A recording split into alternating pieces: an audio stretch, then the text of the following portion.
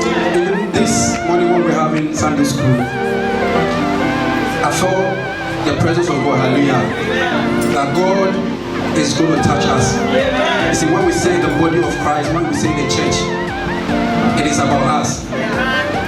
God is taking the church somewhere, but before we can get there, God needs to work on us as individuals before we can get there, hallelujah. And I believe so strongly that God is working on us, those of us in Christ. God is working on us, and whether we like it or not, by His grace, He's going to carry us to the promised land, hallelujah. Are you ready? If you want to make a joyful noise, hallelujah. I'm going to do it in the Latin language, as you all know. Amen. We are going to shout, Jesus, Jesus, Jose.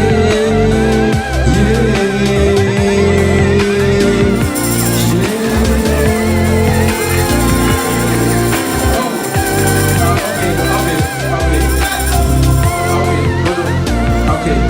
So he hasn't done anything for you. He's giving you 9 words. Is someone has been diagnosed with throat cancer? You've got anointed throat, anointed voice, but you don't want to use it. Someone is paying thousands of money for them to get their normal voice. You got it free. I said, Jesus, Jesus, Jesus, Jesus, oh say yeah.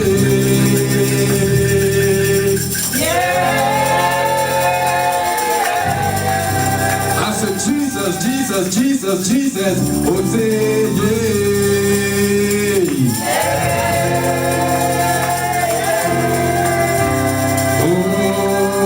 Jesus, oh, yeah. Jesus, oh, yeah. I said Jesus, Jesus, Jesus, Jesus, oh, say yeah.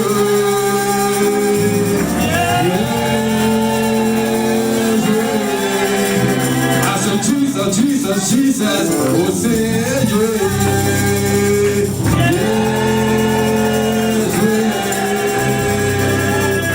Jesus, oh, yeah. Jesus, oh, yeah. Put your hands together for Jesus. He is a mighty God. Oh, I said He is a mighty God. With all humility, I want you to take your seat, please. God bless you.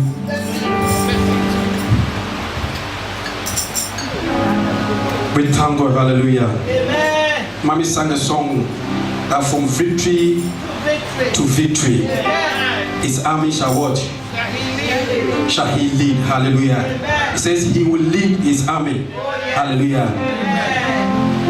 I thank God for the life of the visionary pastor, Reverend Pastor Mark Williams, hallelujah, who is in Ghana at the moment and carrying the gospel, hallelujah. Our prayers goes to him. We pray that the Lord will help him accomplish whatever reason He's taking him there, hallelujah. Like Mommy is saying, you know, it's not easy in some of these places. This morning I was listening to one of the Ghana radio stations, and I heard there's been a terrible accident in Ghana. It said the bus and a taxi collided, hallelujah. And you know, where we come from, we don't want to obey, we don't want to abide by the laws, hallelujah. We do anything, we drive anyhow, so many things happen, hallelujah. But by the grace of God, we believe that our daddy will be protected, hallelujah. And anybody who is in Christ Gospel Church, who travels together, we know that the umbrella of this church, the anointing that covers this church, will go with you and come with you. And nothing can happen to you. You will not die before your time, but you will live and you to declare the works of the Lord in the land of the living. Hallelujah. Amen.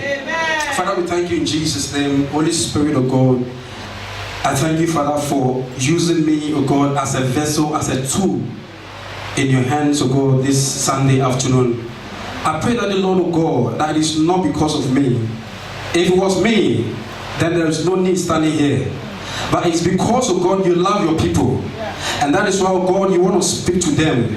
I pray that the Lord, oh God, that may every word, oh God, that is coming, oh God, from this pulpit, oh God, come from you, oh God. And I pray that, Father, may you charge, oh God, the receptions, oh God, of your people, Father, that they may, oh God, connect to your word and receive it, that they will never leave it the same. In Jesus' mighty name, we pray with thanksgiving. Amen. Amen. Amen. Hallelujah. Amen. Amen. I'm still looking for my message. Hallelujah. Amen. Just bear with me. God is good. From victory on to victory, His army shall heal. To every foe is vanquished, and Christ is Lord indeed. From victory to victory, from victory unto victory, His army shall heal. To every foe is vanquished, and Christ is Lord indeed. Hallelujah. Amen. Amen. This afternoon, I just want to share with you a message that I've titled Right Believing Leads to Right Living. Hallelujah. Amen. Right believing leads to right living. Hallelujah. Amen. Often at times we talk about change of mind. Children of God, we have to have a change of mind. We have to renew our mind. Hallelujah. Amen. We have to have the nature of God in our lives. Amen. Amen. But the question is, it is good for us to know or to hear or to learn that we need a renewal of mind. Isn't it? But how are we, how must we, or how are we going to have this renewal of mind? We want the nature of God, to be able to please Him, to be able to walk with Him. But the question is, how are we going to do it? And so many of us, if we are being sincere to ourselves, it is something that we've tried over and over and over again. Hallelujah. For many times we have. So many of us, we know that our mistakes in life, our limitations in life, our shortcomings. Amen. Amen. We know inside of us, nobody tells us, we know it. And we have tried so many times, so many ways to overcome. Like Paul said, the things that I don't wish to do are the things that I do. But the things that I want to do, I cannot I cannot do. Amen. Now this is a sincere person. This is a genuine believer, a genuine Christian. That is the heart of every Christian who has accepted Jesus Christ. That it is their willing or it's their wish that they could have pleased the Lord or walk in a path that God wants them to walk. But there are limitations, there are struggles in life that does not allow us, to do that. Amen. So the question is, why is that we've tried, or in our heart, we want to overcome this situation? This very thing that has hooked us, we want to overcome it, but it hasn't been possible. For all these years, some of us will become believers for God knows how many years, with 30 years, 20 years, 15 years, we've been there. But we are struggling with some of these things. And we wish that God, if I had overcome this, or if I have gone beyond this, then I will know that my relationship with you would have, gone very far. But why is it that I'm still struggling with these things? Hallelujah. Amen. I just want to, I'm here to encourage you concerning a few things, and I believe that God will strengthen you. Amen. Amen. It will strengthen you. By the time you leave here, you will become victorious. Hallelujah. Amen. You will move from victory to what? To victory. Hallelujah. Amen. Okay, so for us to renew our mind, for there to be a renewal of mind. What does it mean to renew your mind? To renew your mind is what? To have a change of mind, a change of thinking. And a change of thinking is something that has got to do what? Has got to do with the Lord. Hallelujah. Amen. Before you were a child of God, you used to think certain way. Like Paul said, when I was a child, there were things that I do as a child. But when I grew up, what? All these things must change. So we are trying to transform, or we are praying for God to transform us from where we are to where He wants us to be. Amen. But how are we going to do it if we don't know the right path to go? Amen. So right believing will lead us what? To right what? Living. Amen. If your believing system is wrong, you will struggle to be able to please the Lord. Amen. Hallelujah. Amen. We need to work to get our believing system what? Right. Very right. Amen. Hallelujah. Amen. Oh, praise the Lord. Hallelujah. You see, the law of Moses, and even now today, many believers under the new covenant are still living our lives based on what? On the old covenant. Yeah. Hallelujah. You see, this is what I'm talking about. I'm talking about you having the right believing system. When you have the right believing system, you will never say that Christianity is a hard thing to be part of. Because that's what we say all the time. That it's hard to be a Christian. See, but the reason why it is hard to be a Christian is because your believing system is what? It's not right. Amen. Amen. Your believing system is not right. If your believing system is right, then you will know that Christianity is not something that you struggle to do. It is not a life that you struggle to live. It is not at all. Amen. Amen. I said it is not what? It is not hard to be what? To be a Christian. Hallelujah. Amen. Amen. I believe that some are wondering and saying, what is he talking about? How many people agree with me that it is not? I mean, it's not hard to be a Christian. Just be sincere to yourself. It is not hard. How many believe that it's hard? It is a hard life. It is a hard life. God bless you. Amen. Amen. At least you are being sincere. Amen. So I'm saying that we need to get what? Our believing system what? Right.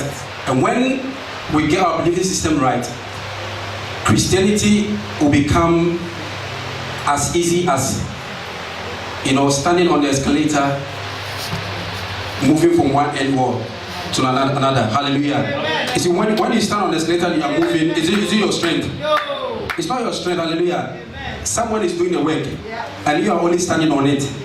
Amen. Amen. That is what God wants us to know. Amen. So, believing right is receiving or accepting every truth or every word that God has said about Jesus Christ. Amen. Amen. Amen. That is you believing right. Okay? And I want us to read John chapter 8. John chapter 8 verse 32. I believe that this scripture is a scripture that many of us know. Amen. Amen. I'm going to try to, I've got a lot of things to give out. I'm going to try to speak through them so we can get something before we leave here. John chapter 8 verse 32. John chapter 8 verse 32. The word of God says, it says, and you shall know the truth, and the truth shall make you what? Should make you free. Hallelujah. Amen. You shall know the truth, and the truth shall what? Set you free. Amen. Amen. And what is the truth? What is the truth? I mean, who is the truth? Jesus. Amen. Amen. Jesus is what? Is the truth. Yeah. So when you know Jesus, he said he will make you what? Free. He will set you free, isn't it? Amen. Hallelujah. Amen. And I believe that we all know Jesus. Amen. Amen. Amen. Amen. It's the knowing. It's not just the following, but it's the knowing. Hallelujah. Amen. Living right is living a condemnation-free life, a penalty-free life, bondage-free life, a sin-free life. Hallelujah. Can I have Galatians chapter 5, verse 1, please? Galatians chapter 5, verse 1. And then I'm praying that the Holy Spirit will anoint you to speak the scriptures up for me so we can rush through them. Hallelujah. Galatians 5, verse 1, please. Are we there? Amen. It says, stand fast therefore in the liberty by which Christ has made us free. Hallelujah. Amen. And do not be entangled again with the yoke of bondage.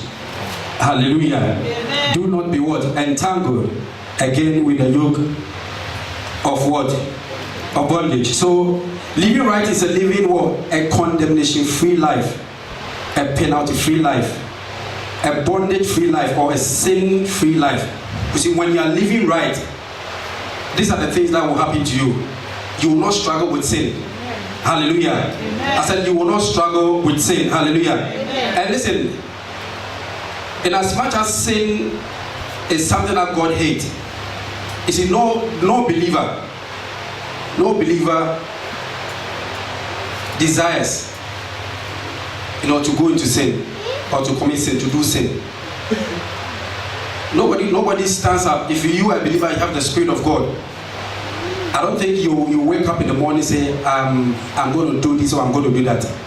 Hallelujah. Amen. Amen. Like Paul said, the things that he doesn't want to do are the things that he does. Amen. Now, John chapter 1, verse 17. John 1:17 says, for the law was given to Moses, but grace and truth came to what? Jesus Christ. Hallelujah. Amen. It says, for the law was given to Moses, but grace and truth came to Jesus. Now, I want you to look at this scripture very well. Now, this story is telling us about what? Two things. Amen. Amen. That the law was given to Moses. So, there is a dispensation under what? Under Moses. That the children of Israelite, they lived under what? Under the law. Yeah.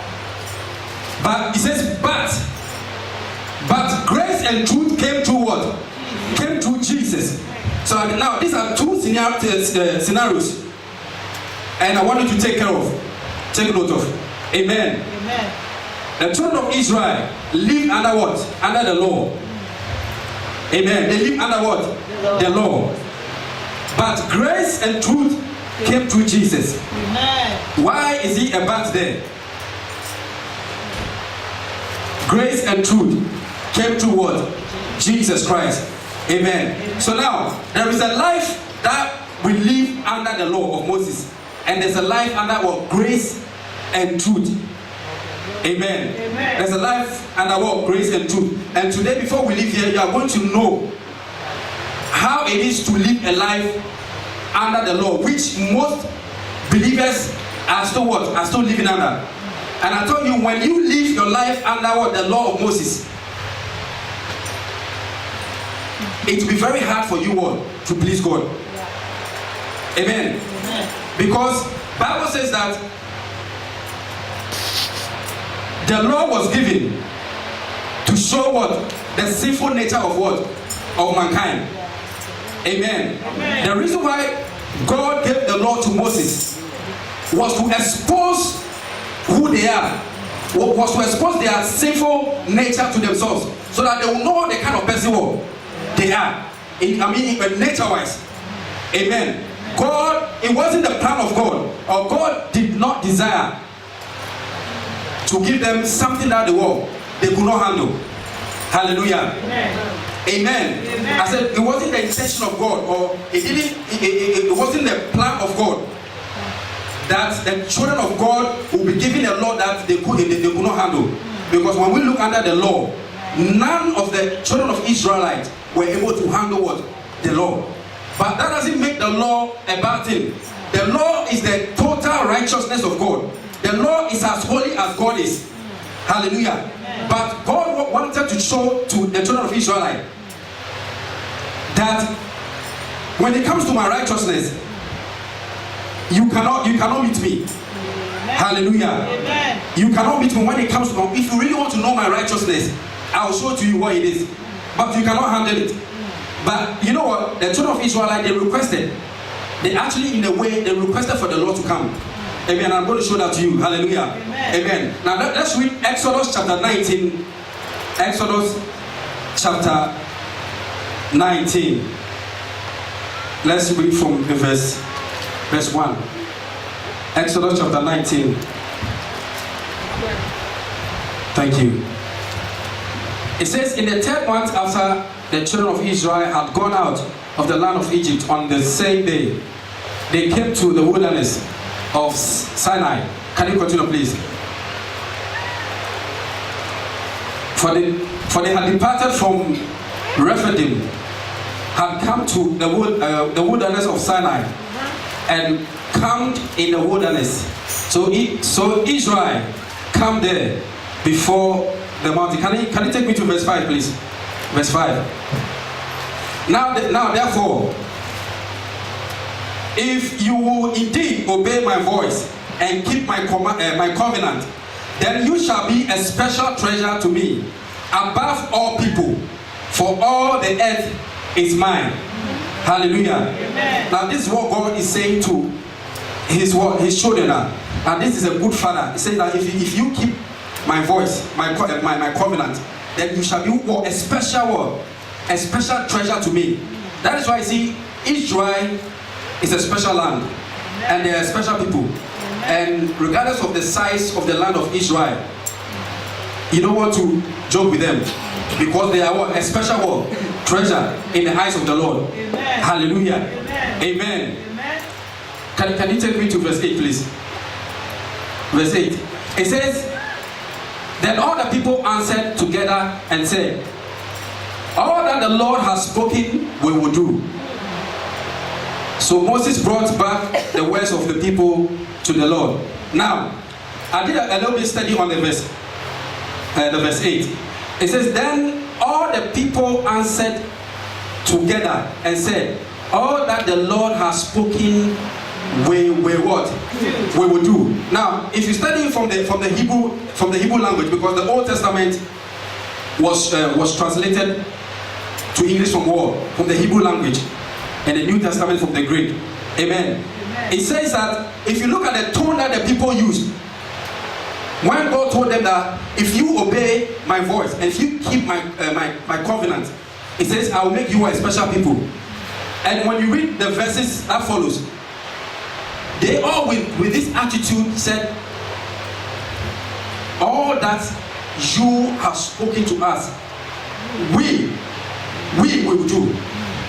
And the tone they used there was to say that whatever you say, Lord, whatever you say, we can do. Hallelujah. Amen. He said, whatever you say, we can do. You know, we have this attitude, okay, of showing that we are capable of doing everything with our human word, with our human strength. And that was the attitude of the Israelite then. He said, they told Moses that all that he has commanded you, all that he has said to you to come and tell us, we are able to do. Now, before the verse 19 of Exodus, okay, God has been so good with the people, the children of Israelites. They crossed the Red Sea, and when they came to the wilderness, the Bible makes us understand that when they needed food, God rained what? Manna from them. The Lord was very patient with them. The Lord was very good with them, even though they were stubborn at times. The Lord was very good with them. Hallelujah. Amen. But suddenly, in the verse 19, when they put on this stone to God and to tell God that we are capable of doing whatever you command us to do, suddenly the verses that follows, the attitude, the tone of God changed towards the people of Israel. Now, can we go to verse 10? Verse 10, please. Now, the Lord said to Moses, go to the people and consecrate them today and tomorrow, and let them wash their clothes. Next verse, please. And let them be ready for the third day. For on the third day the Lord will come down upon Mount Sinai in the sight of the Lord, You shall set bounds for the people all around, saying, take heed to yourselves that you do not go up to the mountain or to touch its base. Whoever touches the mountain shall surely be put to death. Hallelujah. Amen. Can we have this, the next one? It said, not a hand shall touch him, but he shall surely be stoned or shot with an arrow. Whether man or beast, he shall not live. When the trumpet sounds long, they shall come near the mountain. Can you go to the next one, please? So Moses went down from the mountain to the people and sanctified the people and washed their clothes. Hallelujah. Amen. Now, before the Lord has carried them through the Red Sea, even up to this point, so they started with this attitude that we can do. Because you know what? When you read, the Bible says that God carried the children of Israel on his wings. He carried them on his wings. Okay? So when he got here, they are now saying that we can what? We are able to do your commandment. Then God said, okay, if you think you are able to do everything by yourself, then I'm going to show you what I require. If you want to know my righteousness, I will show you what my righteousness is. Amen. Amen. Then God told them, the verses before, he told them that, tell them to start washing themselves. Before then, God never told them to wash themselves. God spoke to Moses, and Moses delivers the message to them. Until this point, when they change their tone, then God also changed his tone towards them. He says that, tell them that from now, they need to wash themselves before they come to me. He says, if any man or any beast touches even the feet of the mountain, he said that person will never live. Hallelujah. Amen. That person will never. And this is telling us that our Christian life, the life we are living today, if you want to meet the righteousness of God, it's never based on what we do. It's never our effort. You see, that is why so many of us, we have things in our lives that we are struggling with. See, the reason why you struggle with it for a long time is because you think you can handle it. You think you can handle it. So you are trying in your effort to handle it, but it is not working. Hallelujah. Bible says what? Flee from what? Flee from what? From fornication. Amen. It says what? Flee. It didn't say what? Play around. Fornication.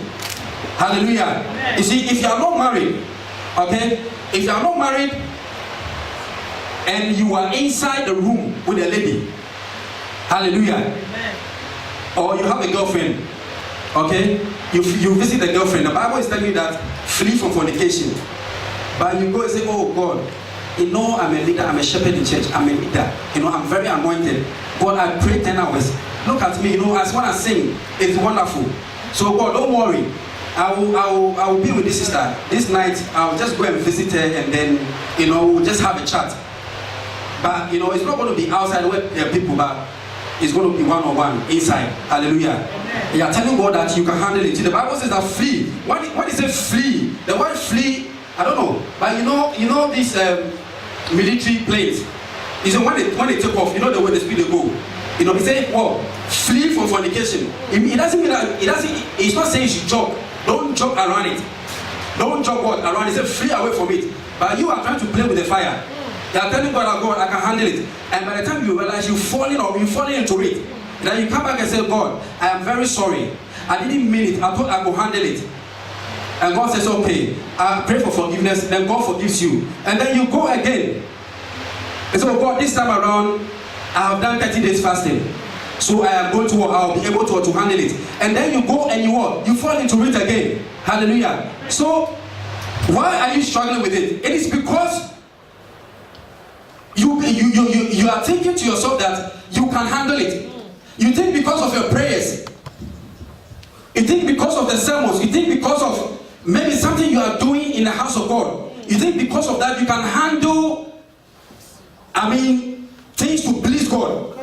Hallelujah. But God is saying that what? He says what? Flee from it. When God says, what the Bible says, run away from it, it's for you to obey and to what? And to run away from it. Hallelujah. Amen. When you decide to do it in your own strength, you can never what?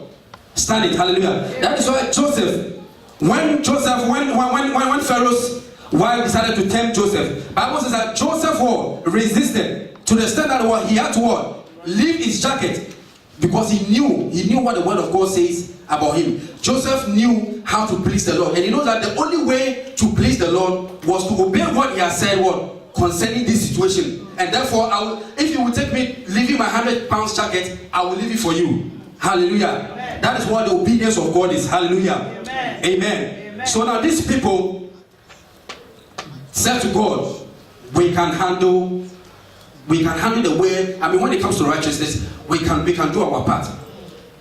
They say, Father, God, we can do our part. We can handle it. We can be obeyed. We will be able to obey it. Amen. Amen. And God says, okay, now this is it. Now, when you read the verse 20, the chapter 20, you see, all this while when God was moving them, God never gave them what? The 10 Commandments. He never gave it to them. Because then they were hanging on his wings. Then even when they were complaining about, oh, why are you giving us manna? We have eaten manna. When we were in Egypt, we were eating garlic and, onions and salad and, and all that. Burger and all that.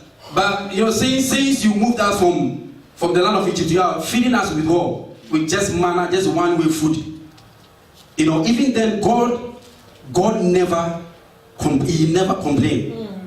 You see, can you imagine when you've had mercy on someone, you are feeding the person, you are feeding the person morning, afternoon, evening, and then suddenly the person comes to you and say, "But you cry, why is that?" It's always one food. When I come, it's always chicken and chips. Hey. You know the attitude. You are feeding him. Yeah, but you're telling me that you always, when I come, it is what? It is one way. That was the attitude. But even then, God, because then they were under what? The grace of God. God never said anything to them. But until they told God that they told him that we are able to do that. God said, okay, I will show you what my real righteousness is. And then from the verse 20, the 10 Commandments followed. Hallelujah. Amen. The 10 Commandments followed. And God said that if you read the chapter 20, Exodus chapter 20.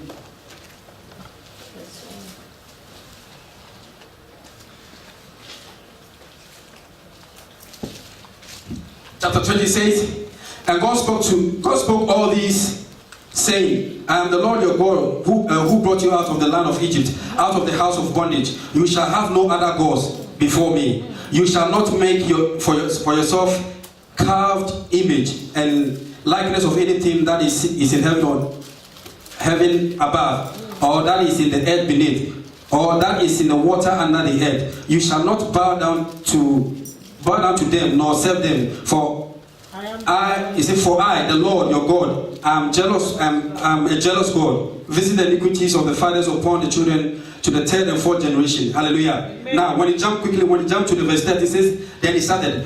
He said, you shall not murder, you shall not commit adultery, you shall not steal, you shall not bear false witness. And then the do's and don'ts started. Now, these do's and don'ts are the righteousness of God. The law is perfect.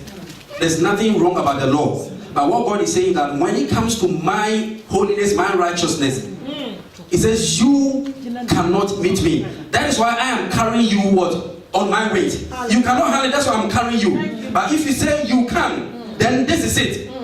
Follow it and let me see. Now the next few chapters after this, when Moses was on the mount with the Lord, then the people started complaining. Why has Moses brought us here? Why has he brought us from Egypt and brought us here to be in the wilderness? Then they all put pressure on Aaron and told Aaron, listen, in Egypt we were serving our boss. So if Moses has gone on vacation with the Lord, he's somewhere there, we don't know what he's even doing there. Can you please make us a call for us to serve? We are fed up.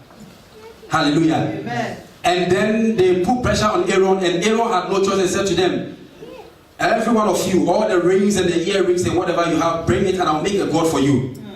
And then suddenly they made a golden calf for themselves. Now, have you realized that they never thought of making a golden calf? And that was not the first time Moses went on the mountain to be the Lord for a long time. But they never ever thought about what? Making for themselves what? A God to serve. But unto the Lord brought what? The commandment. Now the commandment was brought to show human their weaknesses.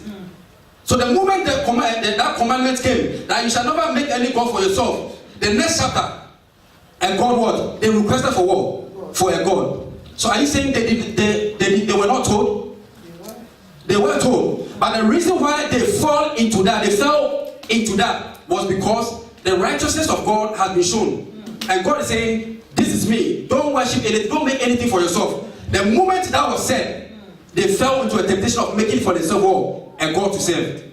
Hallelujah. Amen. Amen. Amen. So I'm telling you now, listen, this Christian life we are living, we can never make it to heaven when we depend on ourselves. Yeah. But see, there is an easy way when you decide to depend on the grace of God. Amen. You see, you decide to depend on Him. He will carry you, and there will be nothing like I am struggling with this situation. Hallelujah. Amen. As a youth myself, there have been so many things that I have struggled with after my secondary school.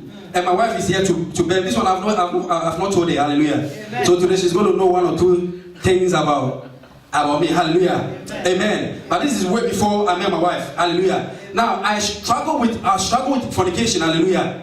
And I was in church.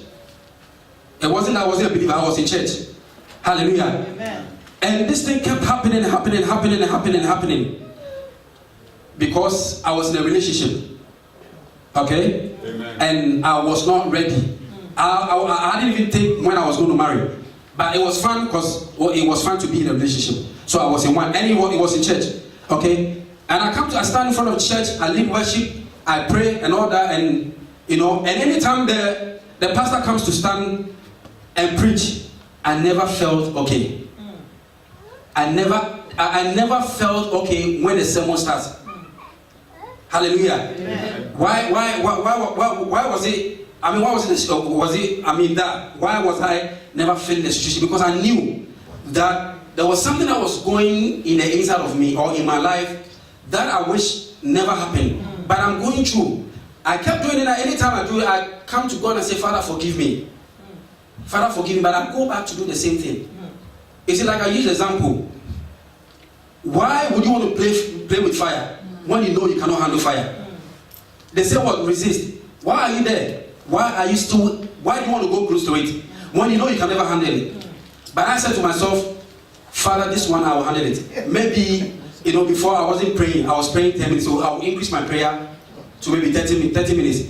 I did increase my prayer, I did increase my fasting, but the more I increase my fasting, I increase my prayer, the even more I fall into the same world, into the same situation. So am I saying that was it God that wasn't not ready to take me off? No. It was because I was believing in something that I was doing to be able to overcome it.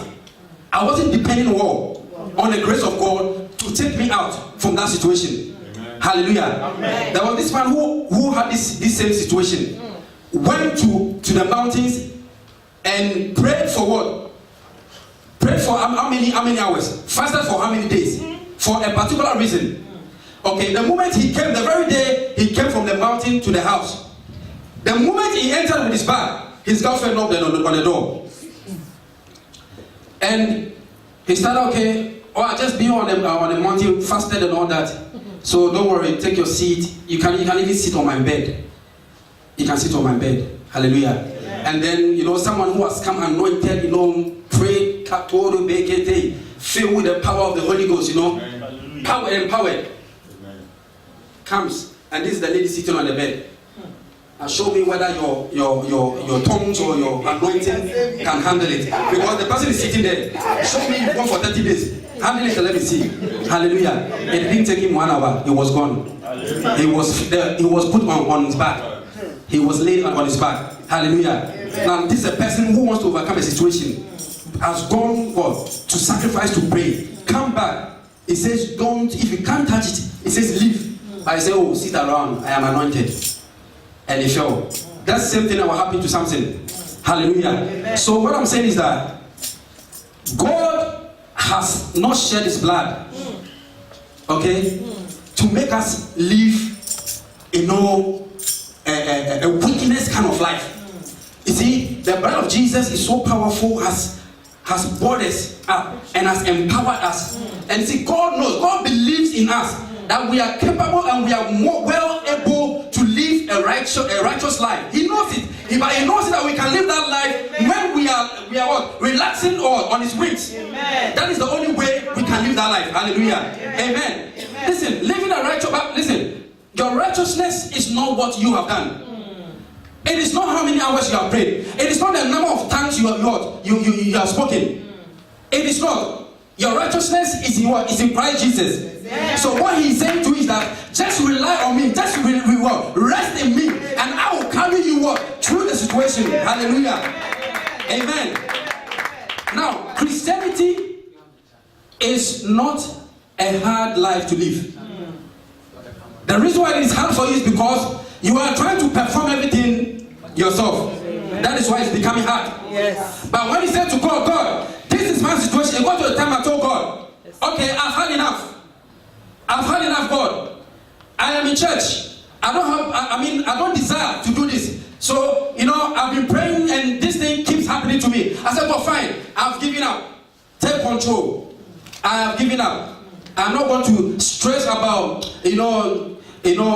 continuing, swimming in this particular sin. I am not going to continue. I have tried my best. I cannot handle it.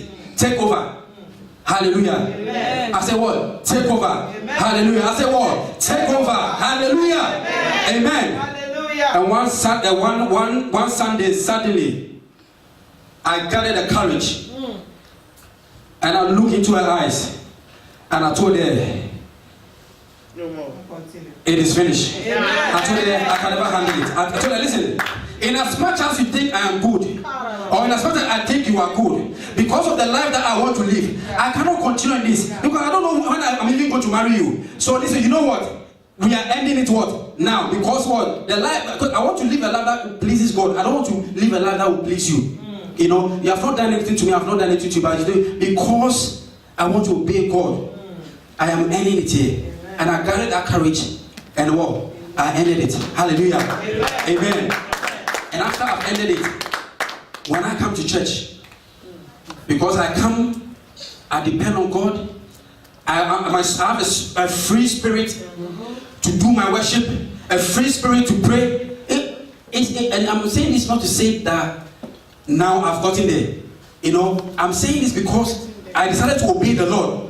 I decided to rest in the Lord. So now He is what? He's the one taking charge. He's the one in control. Amen. Hallelujah. And therefore your life will be as easier as your life will flow the way you want your life to flow. Amen. Hallelujah. Amen. Amen. So I say what? When anybody tells you that being a Christian is a tough thing, from today I just want to encourage you and say to you, that situation that you are going through, you see, that situation is not hard as you think it is. It's because when you wake up, you don't even pray. When you're going to work, you have a financial problem.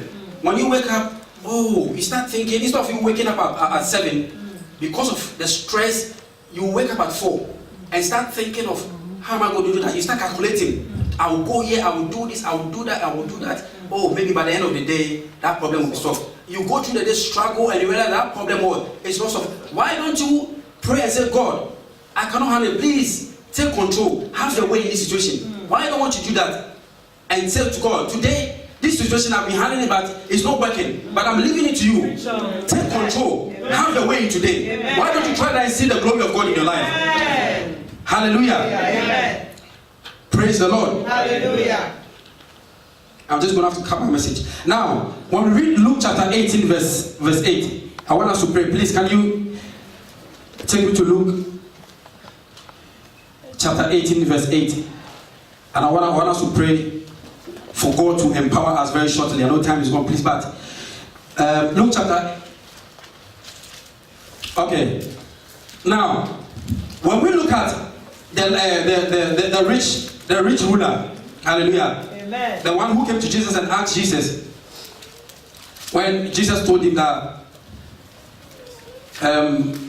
go and what? Sell everything you have, and come and follow me. Can we read it? Luke chapter 8, verse 18. 18,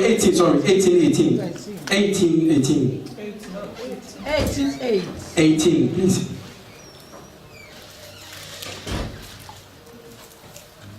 18, 1 8. Okay, you let me go on. Now, so this rich ruler, when met Jesus told him what? Go and sell everything you have and what? And come and what? Come and follow me. What did he do? He went away sad. He was sad. Okay. He was sad. Do we know why he was sad? Amen. Bible says that this guy went and he never what? He never came back. Okay, so now we look at this guy. Probably maybe he knows the law of Moses very well. Okay, he knows what to do and what not to do and all that. And Jesus said that go and sell everything you have and come and follow me. He went and he never came back. Why did he not he come back? He thought of all the possession he had, and he said that, do I leave all these possessions, all these riches, all this wealth, and come and follow you? But the law, or what does the law of Moses say? The law of Moses said that you shall not what? He said you shall not what? You shall not covet, isn't it? So this guy actually, although he knew the law, he broke the law. Yeah. He broke the law because he decided that I'd rather go for my possession rather than follow you, Jesus. Okay? Now this is a man who, when God has offered him a choice, he compared the two and said that for me to leave all my wealth, my cars, my horses and all that, and come and follow you for nothing, because I have struggled and I've made my wealth, there's no way I'm going to leave my wealth and follow you. So he chose his wealth. Hallelujah. Amen. Now let's compare that to the life of Zacchaeus. Now we all know Zacchaeus. Now Zacchaeus was a man, he was a tax collector, isn't it? Yeah. Now this guy, if he was in Ghana, you know what I mean. He took the tax left and right, front and center.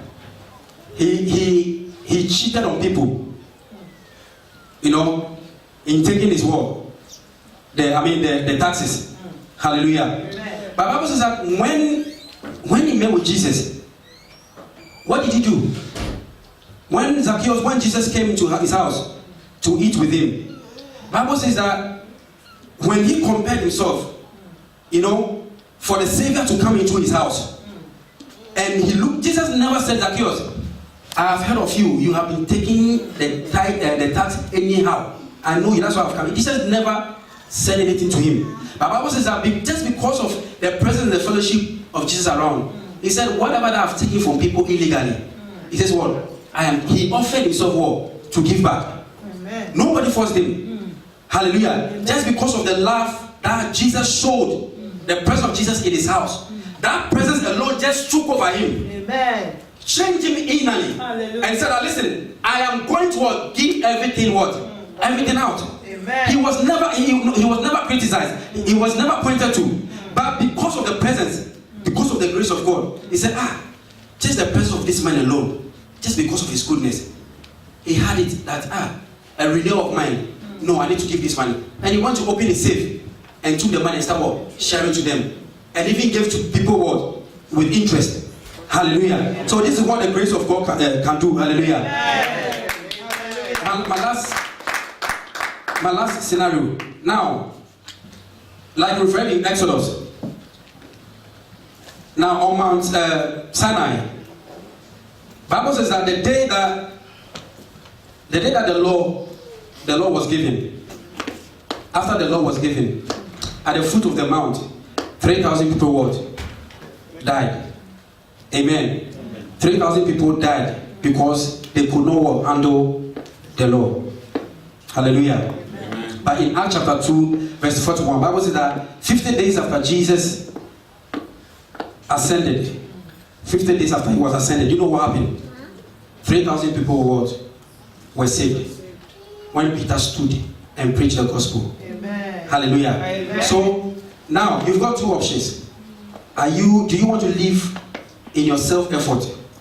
Do you want to do things in your own way? Or do you want to live under what? Under the grace of Jesus. Now, when we say living under grace, what it means is that we are saying that put your trust in what? In Jesus. We are saying that rest in Him. Amen. So when we say rest in Jesus, we are not saying that rest, don't work. But we are saying that rest in the sense that let your effort and everything that you do be in Christ. Amen. Hallelujah. Amen. Be in what? Be in Christ, and He will finish it. Amen. You see, on the river of Galilee, when the storm started coming, and the disciples started, they were started shivering and all that. What was Jesus? He was resting. He was Paul, resting. Hallelujah. Amen. Was he resting because he wanted them to die or what? No.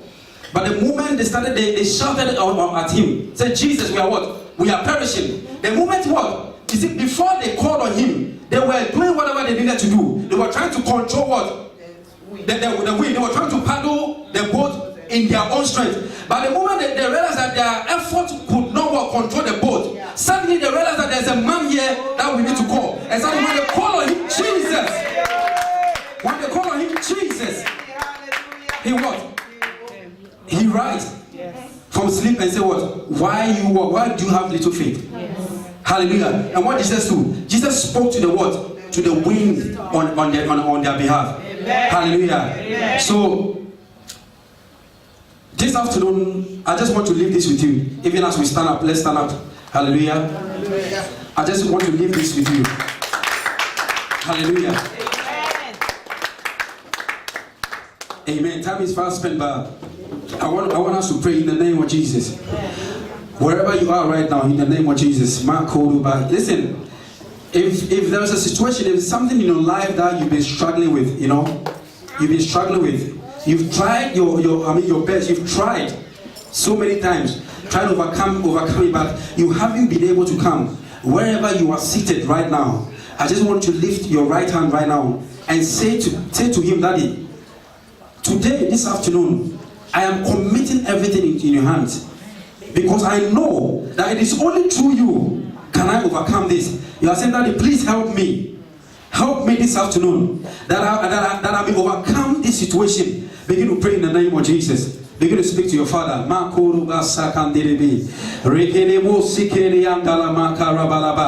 Yes, Lord. In the name of Jesus, in the name of Jesus, in the name of Jesus. Yes,